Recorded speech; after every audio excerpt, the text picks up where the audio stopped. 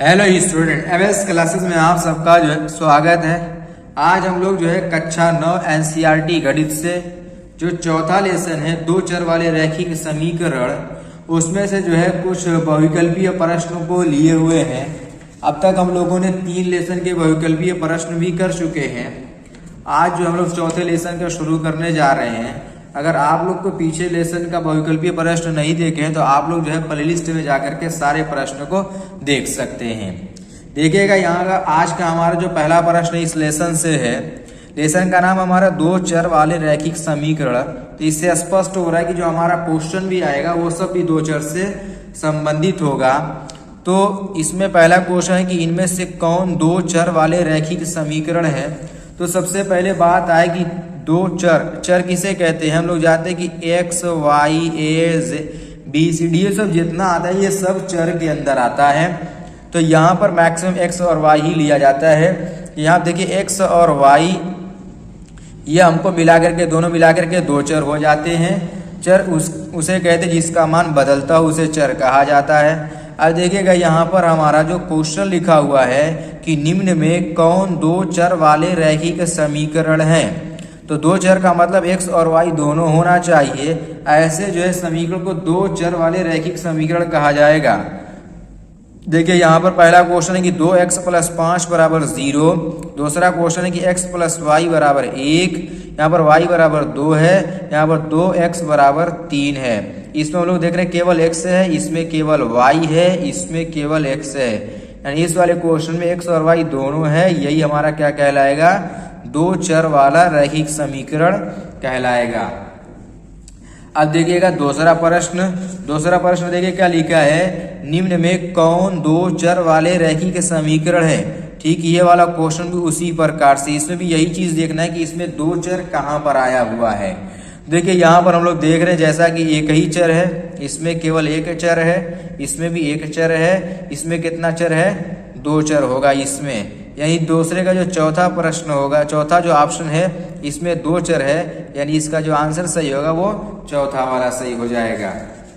अब देखिए यहाँ पर प्रश्न संख्या 3, आइए देखते हैं प्रश्न संख्या 3 लिखा है कि इनमें से कौन दो चर वाले रैखिक समीकरण नहीं है।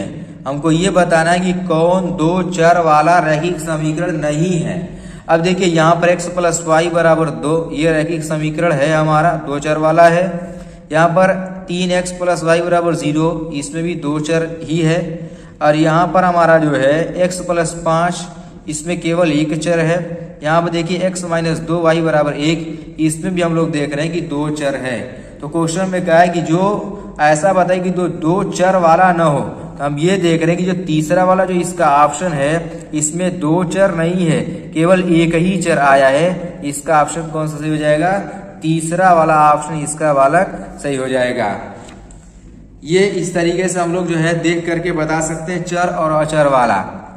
अब थोड़ा क्वेश्चन नंबर 4 से जो थोड़ा सा डिफिकल्ट टाइप का क्वेश्चन देखने को मिलेगा, लेकिन मुश्किल नहीं है, हल करेंगे तो सब आसान हो जाएगा।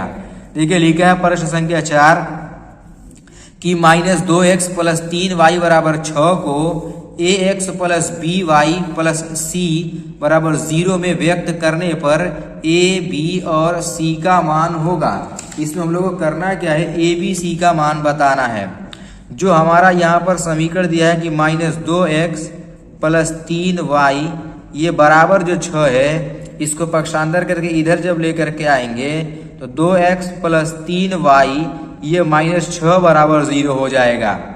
और इसको करना ये है कि हम लोगों को कि ax + by + c = 0 से हम लोग क्या करेंगे, तुलना कर देंगे।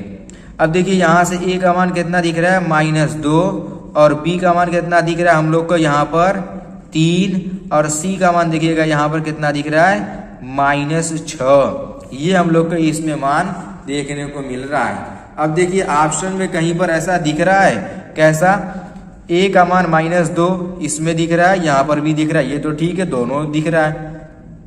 b का मान 3 केवल यहाँ पर दिख रहा है, और c का मान -6 इसी में केवल है। इसमें देखिए -3 है, ये वाला हमारा ऑप्शन सही नहीं हो सकता। तो कौन सा ऑप्शन सही होगा, तीसरा वाला एक बार ध्यान से मिला लीजिएगा। देखिए इसमें जो है सब प्लस है, जबकि यहाँ पर C और A का जो मान है वो माइनस में रहेगा।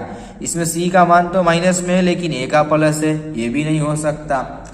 और इस तरीके से हम लोग को जो है तीसरा वाला इसमें पूरी तरीके से मैच कर रहा है।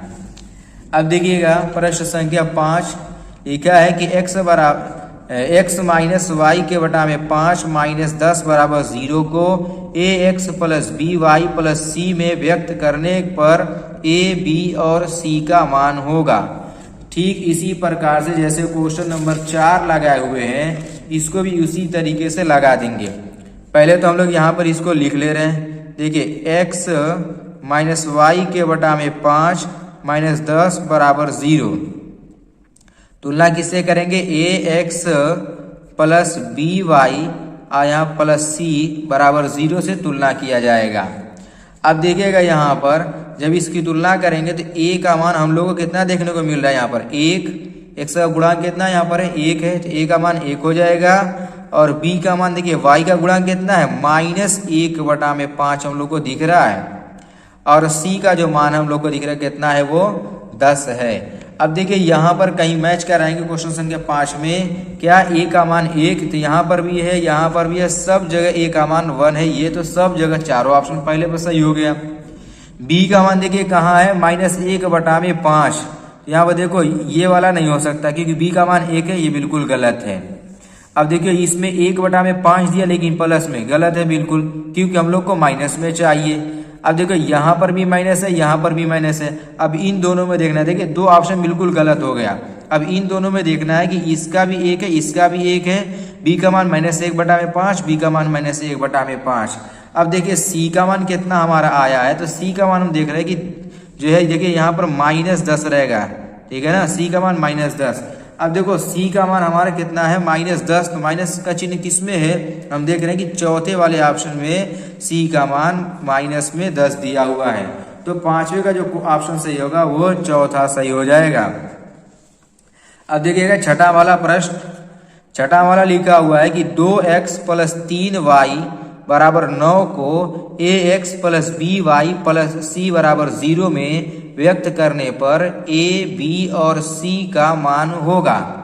इसमें भी उसी प्रकार से a b और c का मान निकालने के लिए क्वेश्चन कह रहा है। अब देखिए थोड़ा सा हम लोग जो है इसकी भी तुलना कर लेंगे। हमारा क्वेश्चन है कि 2x प्लस 3y और इसको जब पक्षांतर कर देंगे तो ये माइनस 9 हो जाएगा। इसकी तुलना किससे करनी है? ax plus b y plus c बराबर 0 से। अब देखिए a का मान कितना है? 2 है, और b का मान कितना है हमारा? 3 है, और c का मान जो हम लोग को मिल रहा है वो कितना मिल रहा है? -9। कितना है हमारा? -9। अब देखिए a का मान 2 यहाँ पर भी है, यहाँ पर भी है, यहाँ पर भी है, इसमें माइनस का चिन्ह है, ये तो बिल्कुल ऐसे ही गलत हो गया। अब देखो b का मान इसमें कितना है? 3 है 3 इस वाले में है, इस वाले में, इसमें -3 है, तो इसको और इन दोनों को ऐसे ही छोड़ देंगे। अब इन दोनों में देखेंगे c का मान कितना है? -9, तो दूसरे वाले ऑप्शन में केवल -9 यहाँ पर दिख रहा है, यानी जो छठे का जो ऑप्शन सही होगा वो दूसरा वाला ऑप्शन हमारा सही हो जाएगा। इस तरीके से लगेगा। अब देखिएगा प्रश्न संख्या 7। प्रश्न संख्या 7 में लिखा है 2x बराबर -5y को ax plus b y plus c बराबर 0 में व्यक्त करने पर a b और c का मान होगा। अब देखिए यहाँ पर जो हमारा क्वेश्चन दिया है 2x, अब इसको पक्षांतर करके जब इधर लेकर के आएंगे तो यहाँ पर रहेगा 5y बराबर 0। अब इसकी तुलना किससे करनी है? हम लोग को तुलना करेंगे कि ax plus b y plus c बराबर 0 से तुलना करना है। तो हम यहाँ पर ये देख रहे हैं कि a का मान तो हमें दिख रहा है कितना? 2, ये तो ठीक है। b का मान हम लोग को दिख रहा है यहाँ पर कितना? 5 दिख रहा है, और c का मान कितना दिख रहा है? तो देखिए c वाला स्टेप इसमें दिख ही नहीं रहा है, तो जो पद इसमें नहीं होता, स्टेप नहीं होता है, उसका मान कितना कहलाता है? 0 कहलाता है। तो a का मान कितना आया? 2, b का मान 5 और c का मान हमारा 0। अब देखिए कौन सा ऑप्शन सही होगा? देखिए यहाँ पर a का मान हम लोगों को 2, यहाँ पर भी है, इन दोनों में माइनस है तो इसको छोड़ देंगे ऐसे ही। ए का मान 2 है, ये तो सही है। बी का मान देखिए यहाँ पर हमारा 5 आया हुआ है, इसमें -5 है, ये वाला नहीं सही हो सकता। इसमें दिया हुआ है हमारा कितना 5, यानी ये ए और बी वाला सब मिला जाके बस ये हमारा तीसरा वाला ऑप्शन सही होगा। मिला लीजिए, देखिए सी का मान 0 आया हुआ है यहाँ पर। इस तरीके से जो है क्वेश्चन को हम लोग जो है हल करके लगा सकते हैं। अब देखिएगा प्रश्न संख्या 8 लिखा है कि समीकरण y बराबर 3 को 2 चर वाले रैखिक समीकरण के रूप में होगा। मतलब यह है कि y बराबर 3 का मान 2 चर वाले रैखिक समीकरण में जब व्यक्त करेंगे तो वो कैसे आएगा, ऐसा क्वेश्चन में लिखा हुआ है। तो अब देखिए यहाँ पर इसको अगर हम लोग देखें, y बराबर 3 के रूप का लिखना है, यानी y का मान हमारा 3 दिया है, x वाला पद है ही नहीं, इसमें x वाला पद नहीं है, तो इसका क्या मतलब हो सकता है? इसका मतलब सीधा ये है कि x वाला पद नहीं तो वो 0 हो जाएगा।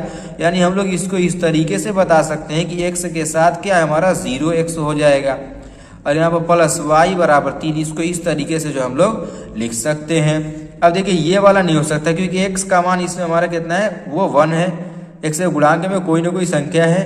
यहाँ पर देखो केवल y प्लस 1 है, ये भी नहीं हो सकता। y बराबर 3 प्लस x, ये भी नहीं हो सकता। यहाँ पे देखिए 0x प्लस y बराबर 3 दिया है, यानी चौथा वाला ऑप्शन सही होगा, क्योंकि जब 0 से गुणा करेंगे तो ये खत्म हो जाएगा। अब ये क्वेश्चन के बिल्कुल हमारे बराबर होगा। देखिए यहाँ पर 3 लिखा हुआ है बालक, ये कितना लिखा है, 3 लिखा हुआ है। y का मान 3 आ जाएगा ना जब ये 0 से गुणा होगा, तो ये 0x प्लस y बराबर 3, यही 2 चर के रूप में हम लोग इसको इसी तरीके से व्यक्त कर सकते हैं। अब देखिएगा इसका जो है 9वां प्रश्न आज का जो है कहा जाए कि अंतिम प्रश्न भी है। 9वां क्वेश्चन देखिएगा, लिखा है कि समीकरण 5 बराबर 2x को ax plus by plus c के रूप में लिखने पर a, b एवं c का मान होगा। मतलब इसमें भी वही काम करना है कि a, b और c का मान हम लोग जो है निकालेंगे। देखिए मैं यहीं पर व्यक्त कर रहा हूँ। सबसे पहले तो हम लोग जो है 5 को उठा के इधर करेंगे तो हम लोग को कितना हो जाएगा, 2x माइनस 5 बराबर 0 मिल जाएगा। इसकी तुलना करनी किससे, ax plus by plus c बराबर 0 से तुलना करनी है। हम लोग ये देख रहे हैं कि a का मान इसमें हम लोग को जो मिल रहा है वो 2, और जो b का मान मिल रहा है, देखिए b वाला स्टेप यानी जो हम लोग क्या होना चाहिए, by वाला स्टेप इसमें है ही नहीं। y तो कहीं इसमें क्वेश्चन में दिख ही नहीं रहा है, तो इसका मतलब है b का मान क्या हो जाएगा हमारा 0 हो जाएगा। और c का मान कितना हो जाएगा, c का मान हम देख रहे हैं कि यहाँ पर कितना है, -5 है। a का मान कितना हो गया 2, b का मान 0 और c का मान -5 हो जाएगा। मैं मिला लेते हैं, यहाँ पर देखिएगा a का मान 2 यहाँ पर भी है, यहाँ पर भी 2 है, ये माइनस में 2 लिखा हुआ है, और यहाँ पर भी 2 है, तो ये दोनों तो सही हो सकते, ये दोनों माइनस में छोड़ देंगे। इन दोनों में से देखेंगे b का मान क्या होना चाहिए 0, यानी अभी भी ये दोनों सही है। c का मान -5, यानी इसका जो ऑप्शन सही आ रहा है, देखिए यहाँ पर पहले वाले ऑप्शन में यहाँ पर माइनस का चिन्ह लगा हुआ है, यानी 9वें का जो क्वेश्चन का जो आंसर होगा वो पहला वाला आंसर सही हो जाएगा, ए वाला। इस तरीके से जो है 2 चर वाले रैखिक समीकरण के क्वेश्चन को हम लोग ऐसे जो है बहुविकल्पीय प्रश्नों को हल करके टिक मारेंगे। उम्मीद है कि सारे प्रश्न आप लोग को समझ में आ गए होंगे। अब हम लोग जो आज के लिए जो है इतना ही रहने देंगे, आगे के क्वेश्चन को हम लोग नेक्स्ट लेक्चर में लेकर के आएंगे।